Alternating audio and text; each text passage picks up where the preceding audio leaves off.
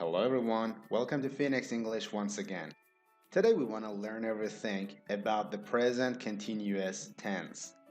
Before starting the lesson, please answer my question. What are you doing right now?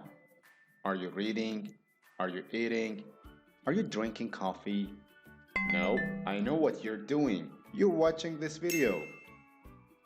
If you answered my question, there is a good chance that you may have answered using one of the most common and useful English tenses of all, the great present continuous. As you can see, the present continuous is a very important tense because we use it to talk about actions that are happening or what we are doing right now. This tense is very different from the simple present tense, both in structure and in use.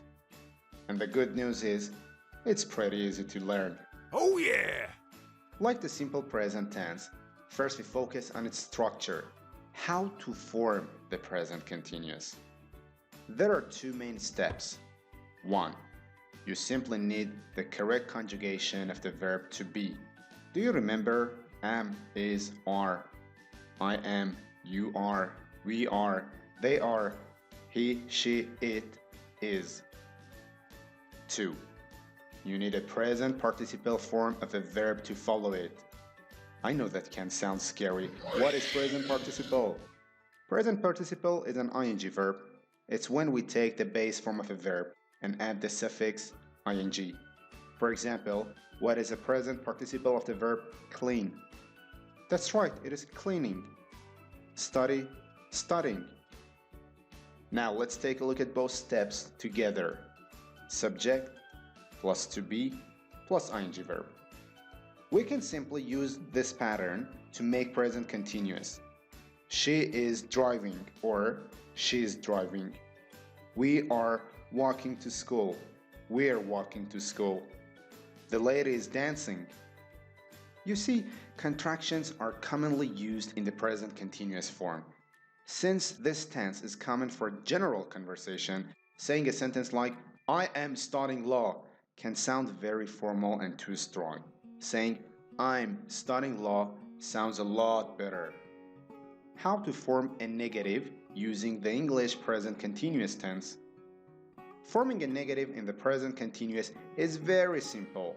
All you need to do is add the adverb not after the subject and to be verbs.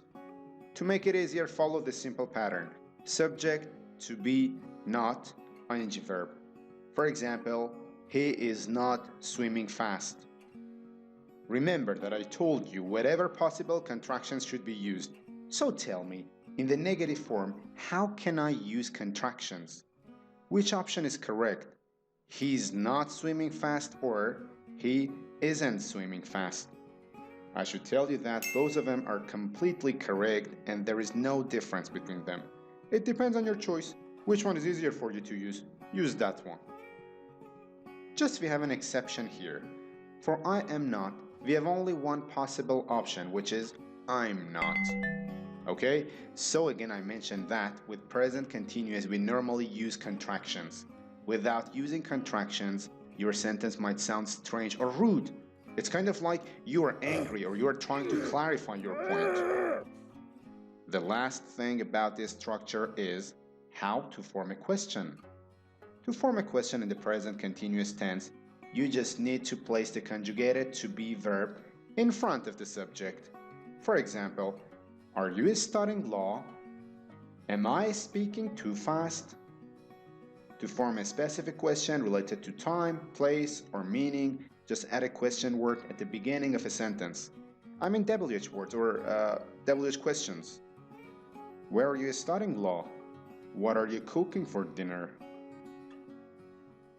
Now, the only thing which is left is about spelling rules when we add ing to the verb that students or learners have sometimes problem with. Rule number 1. If the verb ends with an E, you need to remove it before adding ing. For example, drive, driving. You see, there is no E here. Make, making. Rule number 2. If the base verb ends in IE, change the IE to Y. Lie, lying. die, dying. Rule number 3. If a short verb, one syllable, ends with a vowel plus consonant, double the final consonant and add ing. For example, run, running. We have double N here because my base verb ends in one vowel and then one consonant. Do you remember vowels? A, E, I, O, U. Hate, hating. Because of the same rule, vowel, consonant. For the verbs more than one syllable, which end in a vowel plus consonant, we apply the same rule when the stress is on the final syllable. For example, begin, beginning. This verb has two syllables and the stress is on the final syllable. Therefore, I double the consonant. But for example, remember has three syllables. Re-mem-ber. And the stress is on the second syllable. Therefore, do not double the consonant. Remembering or open. It has two syllables and stresses on the first one. Opening. There is nothing else to say about this structure and spelling rules. If you still have questions, you can ask me in the comments. When to use the English present continuous tense? Number 1. Now. Use the present continuous with normal verbs to express the idea that something is happening now, at this very moment. It can also be used to show that something is not happening now, of course, in negative structure. You are learning English now. Yes, you're not swimming now. So we use it to talk about activities at the moment of speaking. Number 2.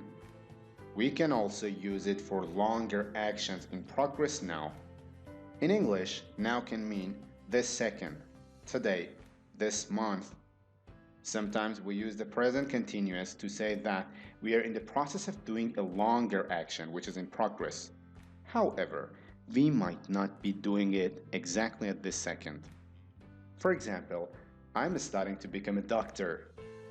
At this second, I'm making this video, but this month I'm studying hard for my university exam. You may ask, why don't we use simple present here? Because this is temporary. This is not my habit to study to become a doctor. It's not a permanent fact. I'm just studying for a couple of weeks.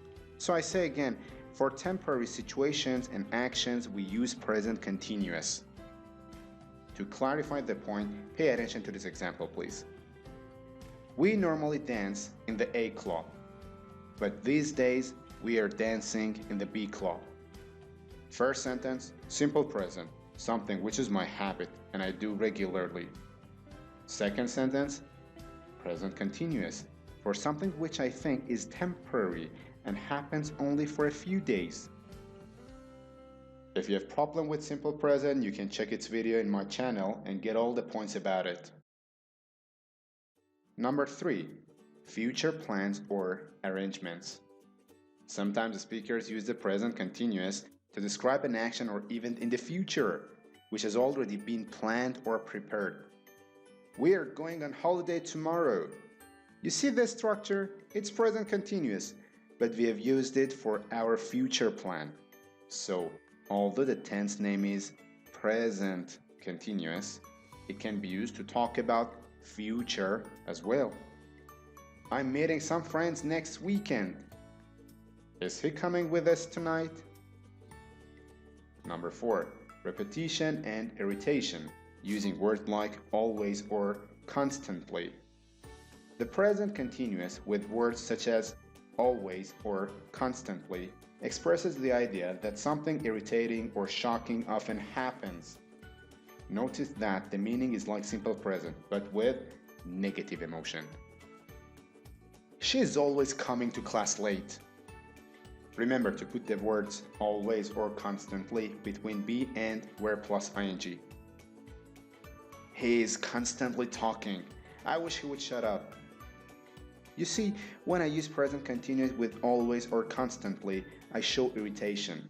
I show that the situation annoys me, so I'm not happy with it. I don't like them because they're always complaining. So guys, today's lesson is finished. We have almost one or two other usages for present continuous which I didn't cover because they're not as useful as the points we have already mentioned. And I don't want to make you too confused with tenses.